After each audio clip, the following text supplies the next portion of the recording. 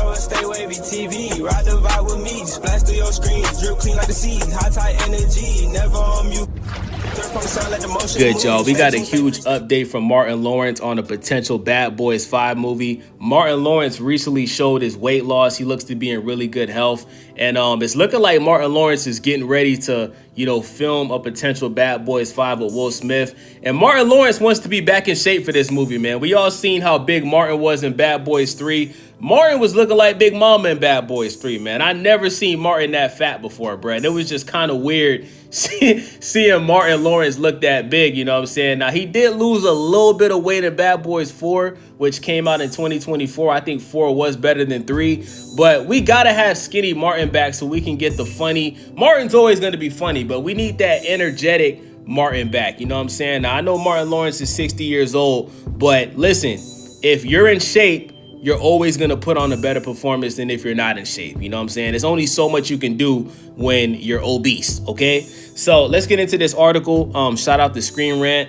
It says Bad Boys 5 gets a new update from Martinlawrence, who teases the franchise's future. Lawrence and Willsmith made their debut as detectives Marcus Burnett and Mike Lowry, respectively, back in Michael Bay's hit original Bad Boys movie in 1995. The duo returned for 3 sequels, most recently hitting the big screen together in Bad Boys Ride or Die, which came out in 2024. Following that film's success, there has been excitement regarding a potential Bad Boys 5, but nothing yet has been confirmed. In a recent interview with Entertainment Tonight, Lawrence is asked about the Bad Boys' franchise future, and he shares a hopeful response about a 5th movie and beyond. According to The Star, he hasn't spoken with Willsmith about story ideas for the next installment, but he does reveal that conversations are happening at Sony about the project. He says, "It means a great deal to me because that was me and Will's baby." Pause. Hey, Martin, I know you getting older, bro. I know you 60, bro, but pause. You know what I'm saying? That was you and Will's baby? I'll just play it. That's what we started with. And to get formed, strong, successful films out of them, we couldn't ask for much more. And hopefully, as long as the audience wants to see them, we'll be able to keep putting them out. I think we got to give you 5. That's what I'm thinking. Me and Willsmith haven't talked about an idea or nothing, but the studio is. A 5th film hasn't gotten the green light just yet, but Lawrence's latest update is a promising sign that the movie will eventually come to fruition. Sony's interest in another sequel isn't surprising given the response to Bad Boys Ride or Die last spring. Reviews were generally positive from critics, earning the film a 65% score on Rotten Tomatoes, but it was with the audiences that the film really took off. Ride or Die's popcorn meter score on Rotten Tomatoes is a glowing 96%, and this positive sentiment is reflected in the movie's box office performance. Made on an estimated budget of $100 million, the 4th Bad Boys movie grossed an impressive $404 million worldwide. Let me tell y'all something. Whenever y'all see Rotten Tomatoes give a movie a low score, that means that the movie is good. Whoever runs Rotten Tomatoes, who's ever watching movies on Rotten Tomatoes, I believe that these are old, biased people that, they only think that movies that remind them of like the 60s and the 70s and 80s means, even back then they was shitting on movies, right? But 2 days ago, I watched a movie that came out back in the 90s with Charlie Sheen. It's called Shadow Conspiracy.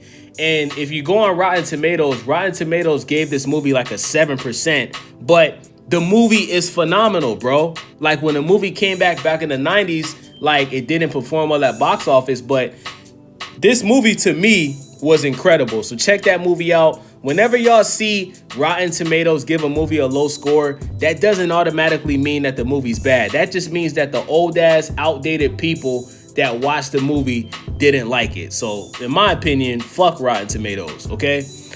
This commercial success came after Smith's infamous Oscar slap in 2022, and it essentially confirmed that the general audiences weren't aware of the incident or didn't care about it.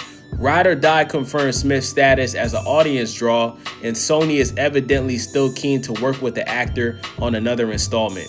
I agree, man. I personally feel like I heard so many people say that they would never support Willsmith again when he smacked Chris Rock. You know what I'm saying?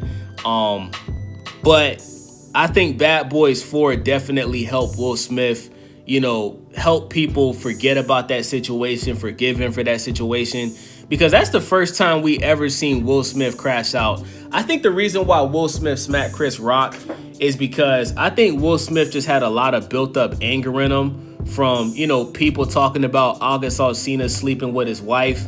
And I felt like when Chris Rock said what he said, I just felt like that was Will Smith's breaking point. And he just wanted people to just stop playing with him. You know what I'm saying? So, you know, shout out to Will Smith. We all make mistakes, but just because a person makes one mistake, I don't think that we should just, you know, cancel their career. You know what I'm saying? Like, he fucked up. He apologized for it. Let's move on, okay? While it's promising sign that Sony is interested in another Bad Boys movie, it doesn't sound like a compelling story idea is in place just yet. After the positive response to Ride or Die, the next movie faces a high bar to deliver another entertaining chapter in the Mike and Marcus story. Another sequel should arguably only move forward if there was a strong story reason for it to exist. Otherwise, it could end up feeling like a cash grab. It remains to be seen where things will go for Mike and Marcus next after the Bad Boys Ride or Die ending, but there are still story threads and characters worth pursuing when the credit rolls on that film. With talks happening behind the scenes, it may not be long before concrete Bad Boys 5 news emerges. This is what I think should happen. I think they should bring back Michael Bay, okay? Michael Bay is one of my favorite directors, okay? He's known for very intense action movies. That's what he's known for directing, right? He's the guy that directed the original Transformers movie, okay? Bring back Michael Bay. Martin Lawrence is back in shape. Let's get a high energy, intense, funny action movie like the first and second Bad Boys, because when you look at Bad Boys 3 and Bad Boys 4, because Martin had gained so much weight, he wasn't able to deliver those action scenes that we got in the first two Bad Boys, which I think is better than Bad Boys 3 and 4. So bring back Michael Bay, bring back Gabrielle Union. Remember, Gabrielle Union is Martin Lawrence's sister in Bad Boys, and let's just do it Bad Boys 5, bro. I think the whole coming up with the story, you know, let the directors figure that out. And let's get a real Bad Boys movie, man. Like I said, I think Bad Boys 4 was good. It was better than Bad Boys 3. But we need to get a Bad Boys like the one that we got back in the 90s, man. Martin Lawrence is ready. Will Smith is always ready. And let's get it, man. Let me know what you guys think. It's your boy Wavy. Stay Wavy TV. Make sure y'all subscribe. Thumbs up the video. Let me know what y'all think in the comment section. I'm out. Yo, check it. New day, same vibe. We elevate and rise. Stay Wavy TV where the culture comes alive. From the rooftop to your screen, we keep the vision clean. Drop so fresh, make the whole world lean. Hit that subscribe, catch a wave with the team.